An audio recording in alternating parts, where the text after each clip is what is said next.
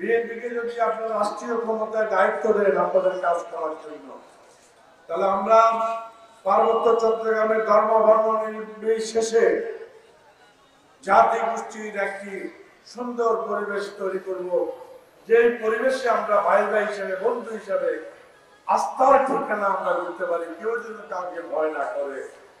রাত্রেবেলা যেন সুন্দরবন যেন আমাদের মানুষরা যেতে ভয় না পায়, সুন্দরবন যেন শহরে আসতে ভয় না পায়, সেরকম একটা পরিবেশ সৃষ্টি করব।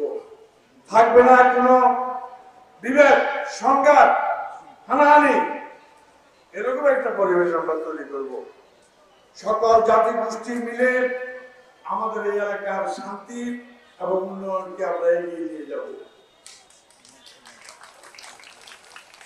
আপনারা হলেন এই পাহাড়ের সবচেয়ে শিক্ষিত জাতি, শিক্ষিত গোষ্ঠী।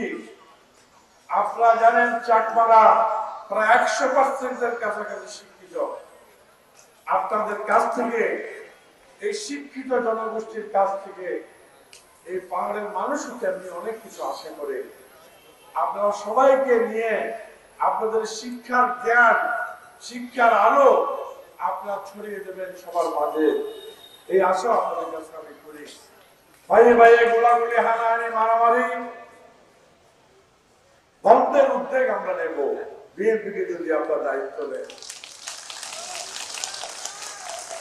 বিগত দিনে ভাইয়ে ভাইয়ে হানাহানি ফলে বহু সম্ভাবনাময় শিক্ষিত তরুণ মরে গেছে, ঝরে গেছে। বহু পরিবারের উপার্জনক্ষম ব্যক্তি, উপার্জনকারী ব্যক্তি নিহত হয়েছে, পরিবারটি ধ্বংস হয়ে গেছে। বহু পরিবারের গরিব পরিবার, তার একটা মাত্র শুকর আছে, একটা মাত্র ছাগল আছে, সে একটা মাত্র শুকর, একটা মাত্র ছাগলই তাদেরকে খাওয়া দিতে হয়েছে, অসহায়দেরকে খাওয়া দিতে হয়েছে।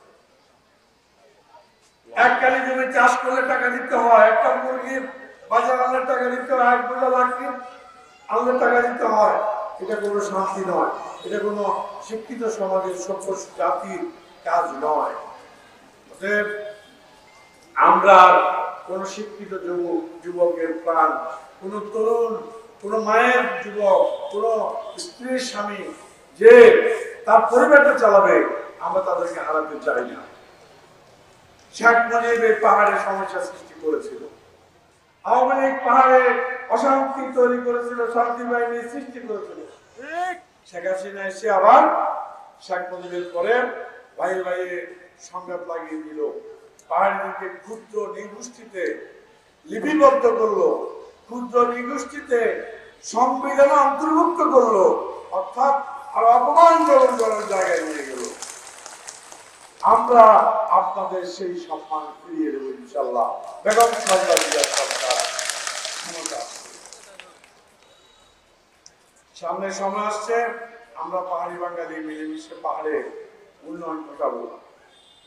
আমরা পাহাড় থেকে দারিদ্রতা দূর করে দেবো, অভাব দূর করে দেব। আমরা পাহাড়ে কৃষিকে, উৎপাদনকে, ফলকে শিল্পায়নে পরিণত করব। যেমনি আমকে আমরা আজকে শিল্পায়নে পরিণত করছি। আমরা শিক্ষিত হয়েও কেন আমরা আজকে বেকারত্ব দূর করে দেবো যদি বিজেপি। আমরা 18 লাখ টাকা, 20 লাখ টাকা, 22 লাখ টাকা দিয়ে প্রাইমারি স্কুলের মাস্টারের চাকরি দিই না। আজকে যারা এখানে আছেন সবার ভিডিও আমার কাছে আছে, আপনারা যাকে নিয়ে আসবেন আগামী দিনে বিনামূল্যে আপনাদের চাকরি হবে।